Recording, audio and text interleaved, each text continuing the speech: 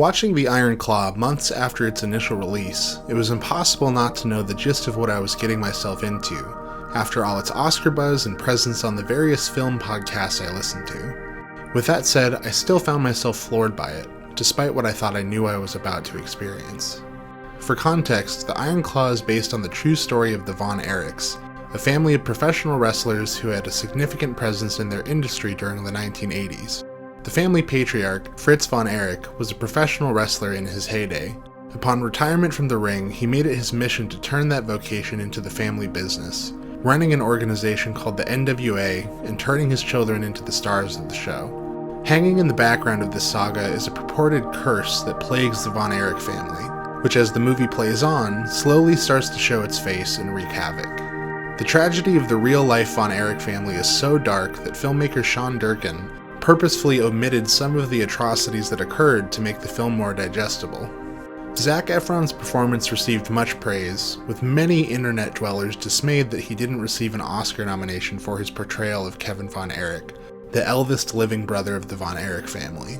I assumed that his performance, and the movie as a whole, would involve a lot of men angrily yelling at each other, which in some people's minds equates to good acting. Instead, Efron's performance operates in a register that keeps the tension and chaos of the Von Erich family bubbling just beneath the surface the majority of the time.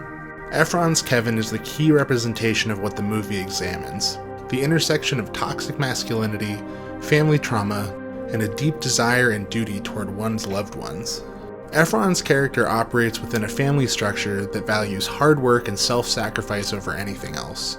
His father has imbued a sense of duty to the family legacy into his 4 living children that trumps any individual needs or concerns that the brothers may have.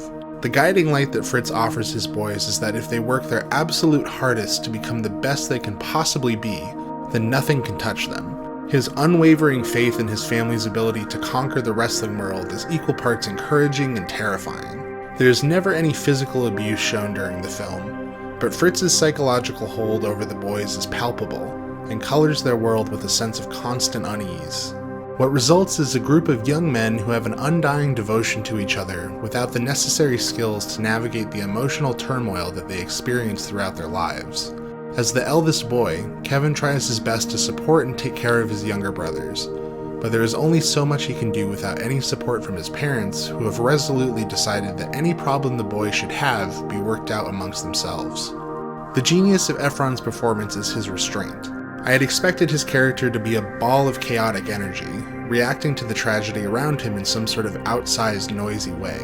What we get instead is a man who is truly trying to keep it together in the face of what's happening around him. At the end of the day, all he wants is for his family to prosper and for them to spend as much time around each other as possible. At his core, Kevin is a gentle, caring person, which creates an incredibly compelling dissonance with his physical appearance. To say that Efron is jacked in this role would be the understatement of the century. He is a mass of muscles and veins, all the while presenting the tenderness of a gentle giant. Even in the ring, his physical ability to tackle, leap, and throw people around is at odds with his lack of macho charisma that other stalwarts of 80s wrestling display. See Ric Flair, who makes an appearance late in the film.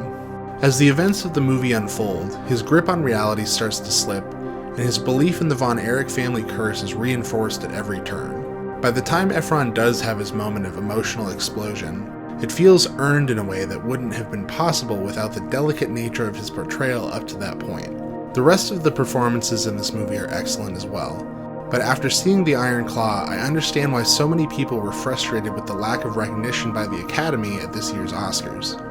My only hope is that Zac doesn't take this experience as a sign to shy away from these types of roles in the future. This is by far the best performance of his career, and in a perfect world, it will open up a new path forward for the former teen idol. If you'll allow me to become reflective for a moment, as the eldest sibling in a family of boys, I couldn't help but see parts of myself in this movie. My family may not be famous or noteworthy in the way that the Von Erichs are, but we are a family of artists, creators, and people who work incredibly hard at their craft. We have had our fair share of tragedy, and I think it's an easy thing to do in the wreckage of tragedy to start ruminating about the machinations of the universe and why certain things happen to some people and not others. I have fallen victim to this line of thinking in the past, and all I can say is that believing in a curse does nothing but bring unnecessary mental anguish to yourself and those around you. The future is uncertain, but what tethers me to sanity is that no matter what, the love for the people in my life is undying. Whether I am stricken from this earth tomorrow or 100 years from now, all I can do is enjoy what I have in this moment. The rails can come flying off and the house can burn down, but you can always rebuild. In the closing moments of The Iron Claw, Zac Efron's character sits in the grass in his backyard, watching two young boys play like children do. As he watches the two brothers cavort and carry on in front of him, he starts to tear up. His children come to console him, and in this moment of vulnerability, he explains to them that seeing them play with each other reminds him that he was once a brother, but isn't anymore. Seeing his children hug him, tell him that it's okay to cry, and that they can be his brothers too, had me all but bawling in my living room. For a movie so packed to the brim with catastrophe, there is also hope and happiness in abundance. In that moment, Kevin has what he was never given in his own upbringing: understanding and compassion for the gamut of emotions that one can feel as a human being. Watching the remains of the Von Erich family snap free from the shackles of generational trauma and malignant masculinity in that moment is the most powerful movie moment I've seen in ages.